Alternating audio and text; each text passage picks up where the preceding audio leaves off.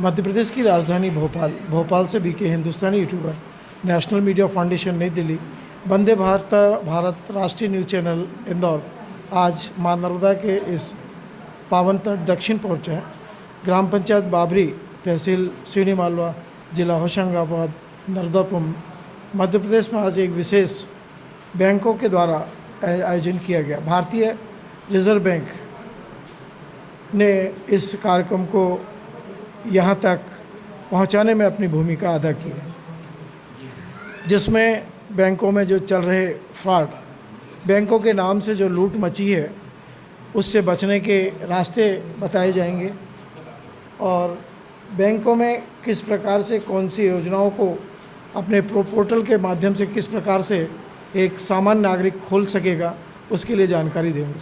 आज भी देश के मात्र 3.5% लोग ही मोबाइल के पूरे फंक्शन को पहचानते हैं, जिसमें बैंक के फंक्शनों को जानने के लिए आज यह विशेष कैंप का आयोजन किया गया है, जिसमें गांव की वे महिलाएं जो बैंकों के प्रति एक अच्छा भाव रखती हैं और बैंकों से हर समय नियमबद्ध लेन देन करती रहती हैं, वे भी पहुंची हैं। कुछ महिलाएं जो अभी बैंक नियमों के बारे में कुछ जानती नहीं है, केवल पैसा निकालना और सरकार का पैसा आना तक ही जानती हैं, उनको भी बैंकों के नियम के बारे में आज जानकारी देंगे। कुछ युवा टीम भी पहुंची है जो बड़े बड़े NGOs चलाते हैं, हालांकि उनको बैंकों के बहुत से नियम NGOs को मालूम नहीं है कि केंद्र सरकार और मध्य प्रदेश सरकार के पास बहुत सारे ऐसे फंडों की योजना है जिससे NGO को बहुत ऊपर तक ले जा सकते हैं।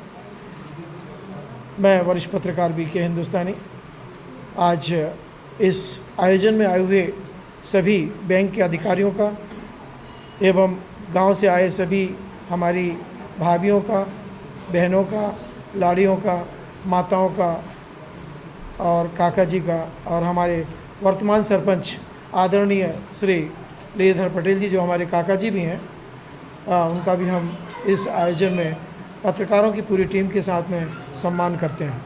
हमारे नए सचिव जो कि अभी वर्तमान में ग्राम पंचायत बाबरी को अब नया रूप देने जाएंगे, पुराने जो सरपंच थे रूप सिंह यदुवंशी जी, वे अब जा चुके हैं रिटायरमेंट होने के बाद में, फिर भी उनका सहयोग समय समय पे हमको मिलता रहेगा।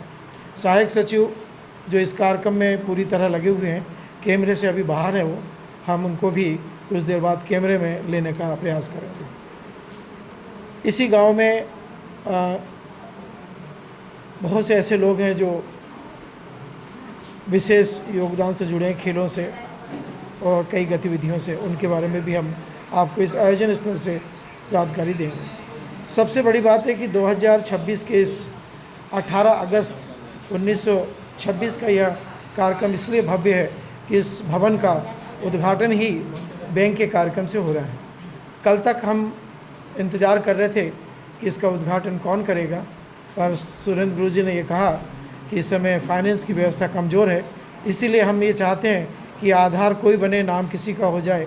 और आज इस भव्य उद्घाटन में इस बैंक के इस आयोजन को और बैंक के इन सभी अधिकारियों को हम दिल से आभार करते हैं कि इस बिल्डिंग की शुरुआत एक बहुत ही अच्छे कार्य के लिए होने जा रही है और उम्मीद करते हैं कि इसी प्रकार इस नए भवन में कई आयोजन होते रहेंगे। सर, कल तक हम इस नए भवन को लेकर बड़े चिंतित थे कि इसका उद्घाटन ज़ीरो टॉलरेंस में कैसे हो सके, जैसा कि नरेंद्र मोदी का कहना है।